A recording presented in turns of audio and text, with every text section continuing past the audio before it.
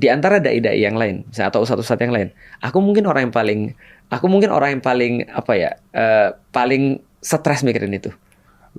Saya setelah nonton itu stres kemarin. Jadi mikir, iya juga ya, kalau eternity kan kayak nggak ada gunanya dong ya. Betul. Maksudnya kan. Tahu nggak kenapa aku bilang aku stres? Kenapa? Aku kan punya nenek bukan muslim.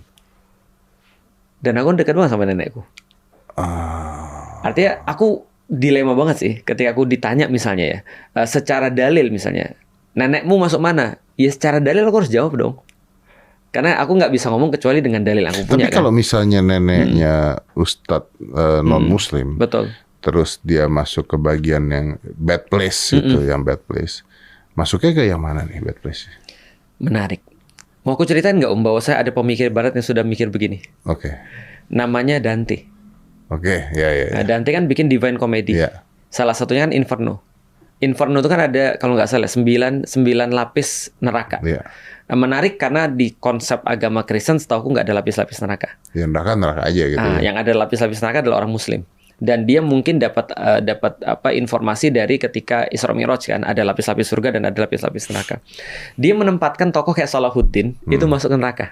Masuk ke neraka? Iya. Oke. Dante. Oke. Karena kata dia Salahuddin tuh nggak beriman. Oke. Tapi dia bilang dia masuk neraka namanya limbo. Limbo ya. Neraka paling atas. Oke. Gampangnya neraka yang paling chill. Oke, gimana ngomongin neraka chill? Neraka tapi masih fun lah ya. Iya, mungkin betul. Isinya Elvis Presley, betul, gitu mungkin. ya, Madonna gitu. Jadi maksudnya walaupun di neraka tapi masih enak pemandangannya gitu kan. Itu versinya Dante ya. Oke. Yang menarik lagi adalah karena dia punya respect terhadap Salahuddin. Oke. Dan Om tahu siapa yang ditempatin neraka paling bawah?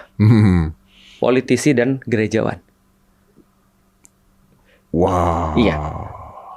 Jadi itu dari dulu kritik Dante. Dan Dante kan kita tahu yang melahirkan Renaissance kan. Bahwasanya itu dia ngerti banget bahwasanya orang paling dalam tanda kutip ya, paling buruk bagi dia adalah orang-orang yang membuat kebijakan yang merugikan orang lain. Iya, oke. Dan tahu nggak kenapa aku bilang tadi Om ketika Om cerita ketika near death experience, terus Om bilang bahwasanya yang kepikir pertama kali adalah berbuat untuk orang lain. Aku bilang gila, karena itu yang juga aku pikirin sama. Nah, itu, tapi pertanyaan saya tadi ke Ustaz, ketika seseorang beda agama di dalam Islam, dia masuknya ke neraka yang sementara atau neraka yang... Aku berharap neraka yang sementara. Tapi nggak dijelaskan? Nggak dijelaskan. Oke. Karena, nggak. Kalau secara dalil, setiap orang tidak beriman masuk neraka. Dan itu terus terang Om. Tapi nerakanya yang mana kan? Neraka yang sama lamanya. Dan itu terus terang Om, yang menjadi banyak banget yang membuat orang-orang nggak jadi masuk Islam. Ketika aku diskusi sama orang ya, dia bilang gini, aku kayaknya type neraka banget sih kayaknya. Dia bilang, meskipun aku masuk Islam kata dia, tapi aku yakin aku type neraka banget. Dan dia bilang, aku nggak bisa menyaksikan orang-orang yang aku cintai, yang mereka bukan Muslim, itu masuk neraka. Aku bilang sama dia, aku nggak punya dalil untuk itu. Yang aku punya dalil adalah harapanku. Misalnya contoh kayak gini ya, namanya manusia kan tetap aja, aku cerita dikit kayak Ibrahim ya. Ibrahim tahu bapaknya dalam tanda kutip yang di dalam Al-Quran itu salah, karena nyembah berhala. Tapi ketika bapaknya bilang, kamu pergi atau aku rajam. Orang tuanya lah ya. Kamu pergi atau aku rajam dari sini. Ibrahim bilang gini, aku pergi dan aku mendoakan kamu. Dia tahu kan bahwa dia mendoakan kan percuma kan. Tapi dia masih mendoakan kan. Aku juga sama.